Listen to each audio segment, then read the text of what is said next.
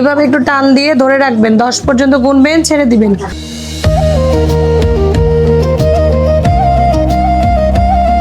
নদীর মাঝখানে একটি চর, যেখানে প্রকৃতি স্বর্গের মতো, কিন্তু জীবনটা ঠিক ততটাই কঠিন।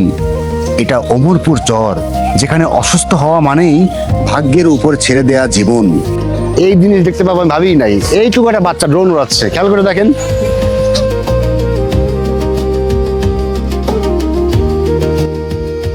আমরা যাচ্ছি চর বাউসা নামে একটা জায়গা, যেখানে আজকে আমাদের সারাদিন ব্যাপী একটা মেডিকেল ক্যাম্পিং হবে।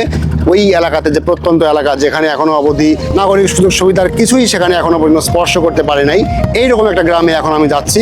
এবং আমার পুরো টিম পেছনে দেখতে পাচ্ছেন, তারা প্রত্যেকেই এখন চর বাউসাতে যাওয়ার জন্য ওয়েট করতেছে।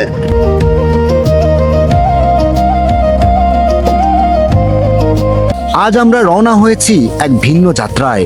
কোনো ঘুরতে যাওয়ার গল্প নয় এটা, এটা কোনো ব্লগও নয়।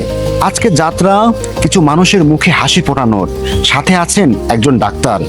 অনেকটা রাস্তা পেরিয়ে আসার পরে ওই যে নদীর ওই পারে বেশ কিছু বসতি দেখতে পাওয়া যাচ্ছে, যেটা দেখে সত্যি একটু স্বস্তি অনুভব করছি। বিকজ এই এতটা লম্বা পথ আমি এসেছি, চারিপাশে ডানে বামে কাউকে দেখতে না পেয়ে রীতিমতো একটা আতঙ্ক কাজ করছিল, কিন্তু এখন এসে যখন কিছু বসতি দেখতে পেলাম, সিরিয়াসলি এটা ভালো লাগতেছে।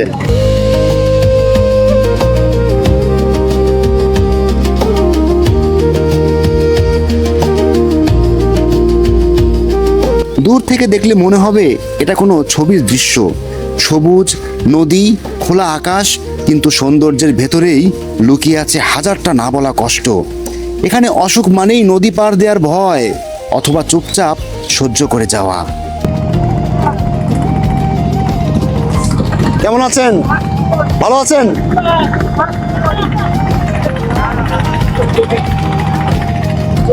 এবং সবচেয়ে ইন্টারেস্টিং বিষয়, আমার সাথে আমার খুবই শ্রদ্ধেয়, খুবই প্রিয় একজন ভাই, মামুন ভাই।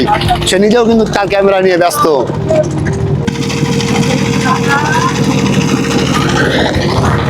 অনেকটা পথ পেরিয়ে আসার পরে নৌপথে এইরকম এত কাছ থেকে বসতি দেখতে পাওয়াটাও কিন্তু সিরিয়াসলি অনেক সৌভাগ্যের একটা ব্যাপার। এবং এই পাশে যারা বসতি এখানে বসবাস করে, তাদের বাড়ির পাশে দেখতে পাচ্ছেন কি সুন্দর স্নিগ্ধ ঘাস ফুল ফুটেছে।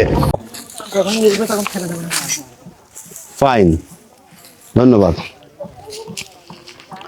নৌকার নোঙর ঘাটে পড়েছে এবং আমরাও এক পা দুপা করে এখন চর বাউসা গ্রামের দিকে এগিয়ে যাচ্ছি। এবং আমাদের যে মেডিকেল ক্যাম্পেইনটা আজকে হবে সারাদিন ব্যাপী, সেটা এই গ্রামেরই একটা প্রাথমিক বিদ্যালয়ের স্কুল প্রাঙ্গণে অনুষ্ঠিত হবে।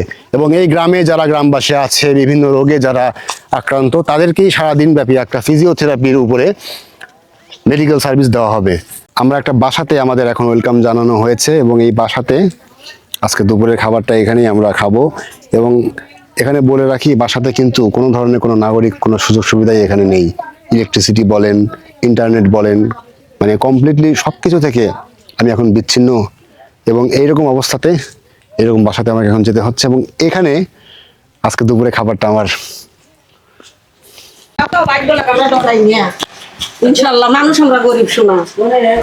অভাব আছে, কিন্তু ভালোবাসার কোনো অভাব নেই। নিজেদের কষ্ট ভুলে তারা অতিথিকে স্বাগত জানায় হাসি মুখে। এখানে আতিথেয়তা মানেই মন থেকে দেয়া ভালোবাসা। খেতে এসে আমার এরকমই মনে হচ্ছে যেন পুরো রাজপ্রাসাদে ঢুকে পড়ছি। এত এত খাবারের আয়োজন, প্রায় 3 থেকে 4 প্রকারের মাছ, 2 প্রকারের মাংস, খাবার দাবারের যে আয়োজন, আপ্যায়ন। এবং এই যে খাবারগুলো, এগুলো আমরা যারা শহরে বসবাস করি তাদের মতো কিন্তু এরকম প্রিজারভেটিভ বা আরও যেসব পয়জনিয়াস খাবার আমরা খেয়ে থাকি, তার ছিটে ফোটাও কিন্তু এই খাবারগুলোর মধ্যে আপনারা পাবেন না।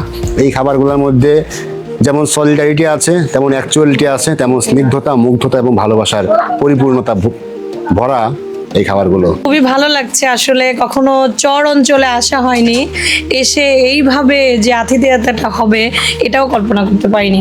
তো সবচেয়ে বড় বিষয় হচ্ছে মানুষের মানসিকতা, আন্তরিকতাটাই বড় বিষয়। তো আমরা আজকে এসেছি আমার এক পেশেন্টের মানে বাড়িতে ভিজিট করতে আসছি, পাশাপাশি আমরা ফ্রি হেলথ ক্যাম্পে আসছি। তো সেখানে তারা আমাদের জন্য এই এত কিছু আয়োজন করেছে। তো তাদের আসলে এই মানে ধন্যবাদ দেওয়ার মতো আমার কোনো ভাষা নেই, বা ধন্যবাদ দিয়ে তাদেরকে ছোট করতে চাই না। আমাদের এখানে একটা ফ্রি মেডিকেল ক্যাম্পেইন শুরু হবে, এবং ম্যাডাম রোগী দেখবে প্যারালাইসিস এবং ওই বাত ব্যথা, যারা পুরনো ব্যথা আছে তাদের। আমাদের কার্যক্রম ইনশাল্লাহ এখন শুরু হয়ে যাবে। ম্যাডাম আপনাদের কাছে আসছে, ম্যাডাম কিছু কথা বললে আপনার মনোযোগ দিয়ে শুনুন এবং শোনার পরেই চিকিৎসা শুরু হয়ে যাবে ইনশাল্লাহ। আচ্ছা, ধন্যবাদ। উপস্থিত সবাইকে আসসালামু আলাইকুম। আজকে আমরা এসেছি এই উমারপুর চর, তাই না? উমারপুর চরে আসছি। এই রিমোট একটা এরিয়াতে আমাদের আসার তো নিশ্চয়ই কোনো কারণ আছে, তাই না? তো আমরা আজকে এসেছি ম্যানুয়াল পেইন রিলিফ ফিজিওথেরাপি সেন্টারের পক্ষ থেকে। আমি হচ্ছে সেখানকার চিফ কনসালটেন্ট এবং ওনার বা প্রতিষ্ঠাতা আমি।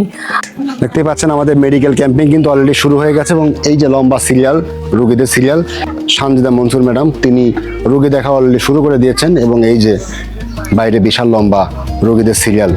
এবং এই এলাকাতে যারা ব্যথাজনিত রোগে ভুগছেন, প্যারালাইসিস রোগী, তাদেরকেই মূলত আজকে প্রেসক্রাইব করবেন আমাদের ম্যাডাম। এবং এইরকম একটা প্রত্যন্ত এলাকাতে ফিজিওথেরাপি চিকিৎসা হতে যাচ্ছে, এটা সত্যি একটা দুর্লভ এবং অভাবনীয় একটা উদ্যোগ বলে আমি মনে করতেছি। বিকজ এই জায়গাটার যে এনভায়রনমেন্ট সেটা সত্যি অন্য যে কোনো প্রতিকূলতাকেই আমার মনে হয় হার মানায়। এতটাই প্রতিকূল একটা জায়গা, এতটাই প্রত্যন্ত একটা অঞ্চল এটা।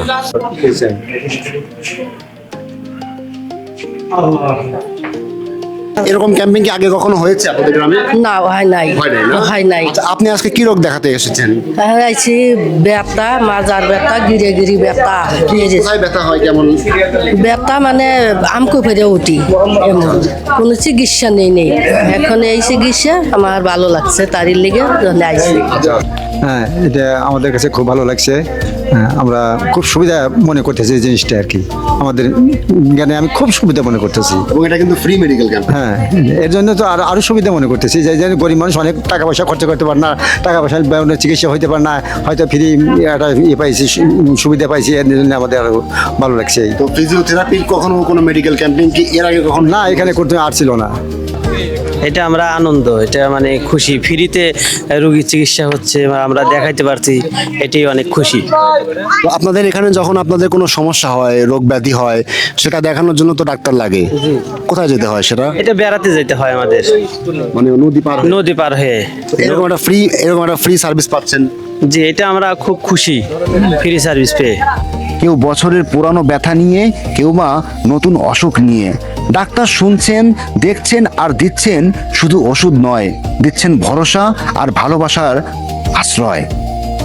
আজ প্রথমবার এই মানুষগুলো বুঝলো চিকিৎসা কাকে বলে। দিন শেষ হয়ে যায়, আমরা ফিরে আসি, কিন্তু উমরপুরের ভাগ্যের চাকা কখনোই বদলায় না। হয়তো আজ একটা দিন বদলেছে, কিন্তু পুরো গল্পটা এখনো বাকি। কারণ এই মানুষগুলোও চায় সাধারণ একটা জীবন, একটু চিকিৎসা, একটু বেঁচে থাকার আলো।